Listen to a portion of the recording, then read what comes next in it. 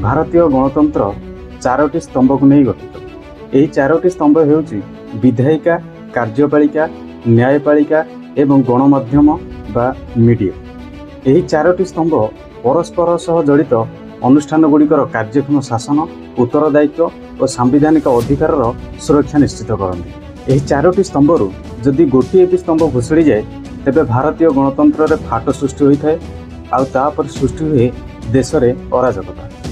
देशर जनसाधारण न्याय पाइबा बदल में अन्याय अत्याचार शिकार होता। यही चारोटी स्तंभ निज निज स्थान अच्छा सत, किंतु केते सुरक्षित अच्छा केबे लक्ष्य कर गणतंत्र यही चतुर्थ स्तंभ को गणमाध्यम बा मीडिया को। भारतीय गणतंत्र यही चतुर्थ स्तंभ गणमाध्यम बा मीडिया निज स्थान खसबार लगी।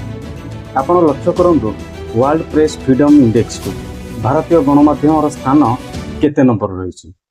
एथिरु आपण माने जानि पारथिबे भारतीय मीडिया बा गणमाध्यम अवस्था कौन रही। पृथ्वीर 180टा देश भितर भारतीय गणमाध्यम 2026 रे 157 स्थान अधिकार करिछि। आपण माने जानिले आश्चर्य हेबे भारतीय media world press freedom index रे पाकिस्तान ठार मध्य पछर रही। एबे लागुची जेमिति भारतीय गणतंत्र चतुर्थ स्तंभ घुषुड़ी पड़ी। भारतीय गणतंत्र लोकमानक द्वारा एवं लोकमानक पाई। किंतु एसबू देखिबा एवं जानिबा परे लागुची देशर गणमाध्यम लोकमानक पाई नहीं, बरं सरकार रे थिबा निर्दिष्ट पार्टी और संगठन पाई काम करुछि। गणमाध्यम द्वारा देशर जनसाधारण पाखरे सठिक खबर पहुंची पारनी।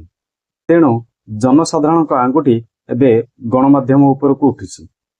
ए विषय रे आपण मानकर मतामत कौन कमेंट रे निश्चय जणाबू।